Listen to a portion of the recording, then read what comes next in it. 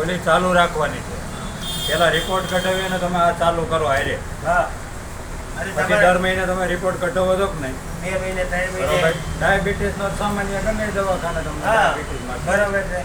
બરોબર. દર મહિને તમને આવતી નથી ડાયાબિટીસ એવી બધી નથી આવતી. તમે હું જે કહું છું બેન એ સ્વીકારતા નથી. એ દવા બંધ કરી એટલે તરત ભાગવા મળશે. આણે દવા બંધ કરી દીધી બે નળી બ્લોકેજ છે, બધું પ્રોબ્લેમ એમ બધા છે. નહીં. આ ભાઈએ તો દવા જે 5 વર્ષ જે દવા ખાતા હતા, બીપી હતું, ડાયાબિટીસ 275 હતું, ઈ એને 0 થઈ ગયું ને એને દવા બંધ કરી દીધી. આપણે તમારા ઘરની અંદર નાના મોટી દવા આવે છે ને ઈ બંધ કરવી છે. અને આ ભાઈની જેમ એકદમ હેલ્ધી રાખવા છે. તમારા ઘરની અંદર જે દવા અટન આવે છે ને એ એનો આજે એક અવયવ ને બીજું ગમે એ અવયવ છે ને જ્યારે ખોટું પડી જાય ને ત્યારે વધારે મોટો પ્રોબ્લેમ આવશે. તમે સમજી લો. આજે એ પ્રોબ્લેમ ન લાવવો હોય તો તમારી પાસે 2 રસ્તા છે. કાં બજારનો સામાન લાવો અને કાં આપણે આઈનો લાવો. તમારે સારું કરવું હોય તો તમારી પાસે 2 રસ્તા છે. તમારે જે કરવું એ કરવાનું. આઈનો સામાન લાવો તો ભવિષ્યમાં તમારે દવા નહીં આવે.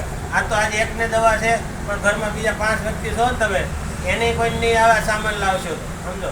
અને માર્કેટમાંથી લાવશો તો ક્યારે કોને આવશે ને એ કાંઈ નક્કી નથી.